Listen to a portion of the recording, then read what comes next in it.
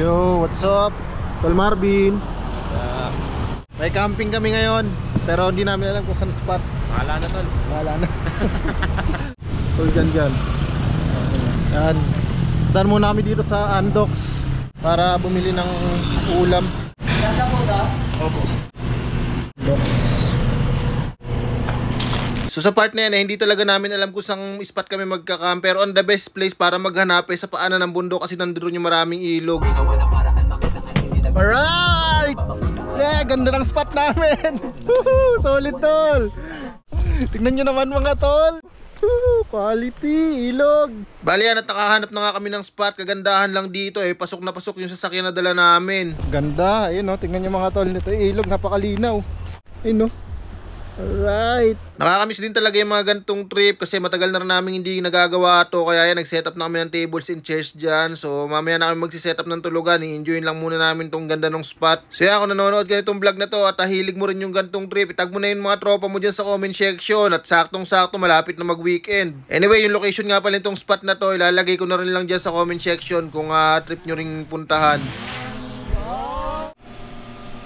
Mga bagay na kinukonsider namin pagka maghahanap kami ng spot, pagka mag-overnight camping kami. Syempre, yung ganyan, yung may fresh water na pwede naming magamit sa pagluluto. Yung alam namin na safe yung lugar. Saka kung hanggang maaari, pasok sana yung sasakyan at saka may signal ng cellphone for emergency. Pero dito nga sa spot na nakita namin, halos wala. Pero anyway, all goods pa rin dahil trip nga namin mag-nature trip. Kaya ayos na ayos lang. Tas yan, dahil maya-maya nga, palubog na rin yung sikat ng araw. Kaya yan, nagsaing na si Tol dyan bago pa dumilim. Tas yan, habang chillen nga lang kami dyan, tamang inom lang nitong red wine habang nagkukwentuhan. Sobrang goods talaga ng vibes itong lugar na to mga tol. Napakatahimik, walang abala sa inyo. Dahil dito nga kami magpapalipas ng gabi, yan, nag-set up na rin kami ng mga ilaw dyan. Yan, kain tayo. Ulam, chicken.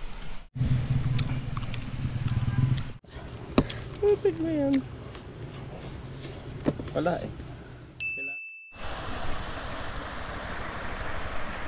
Yo, what's up? Good morning. Siyempre, napakaganda ng view. Siyempre kasama ko si Tol Marvin Almanon, alam nyo na. Tapos si Tol dyan, tulog pa. Yan. So yan, nakapagsaing na rin kami. Yan, mamaya ululuto na lang ng ulam. Yun, napakaganda ng ilog dito mga tol. Lamig, sobrang linaw. Dito na rin kami kumuha ng tubig panluto no?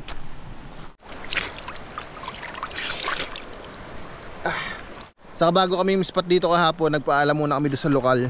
Goods naman daw. Saka dinadayo talaga to pagka mga summer season niya, marami naliligo dito sa ilog na to. Napakaganda mga tol. Hindi siya ganong malalim, saktuhan lang. Napakalinaw at saka napakalamig ng tubig. So kung taga rito ka sa Mindoro, yan, pa-comment daw naman kung saan pa may mga ganitong spot, yung pwedeng mag-overnight camping, yung safe, saka yung accessible yung sasakyan, kagaya ng 4 wheels yan, para tututok na lang. Tunog na. Ang lugaw yung saing ko tol. Ang litong. Sakto lang. Goods lang yan. So yan, maya nga nagising na rin si Tol dyan at medyo manapasarap talaga yung kwentuhan namin kagabi. At dahil hindi rin naman kami magpapaabot ng tanghali dito, kaya yan, inayos na namin yung setup at magluluto na kami ng pang-almusal.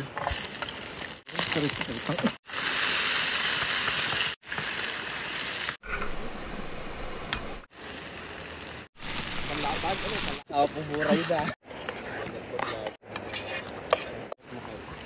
Chef Makin.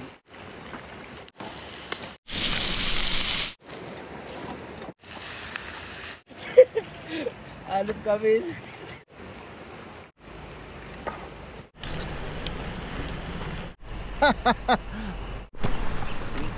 Bayanan. Ay grabe. Plating na guys. Parang hindi trip lang no? Ang lagi sa baw. Tatapos. Bounty through Christ our Lord. Amen. Thank you po. Yeah, okay.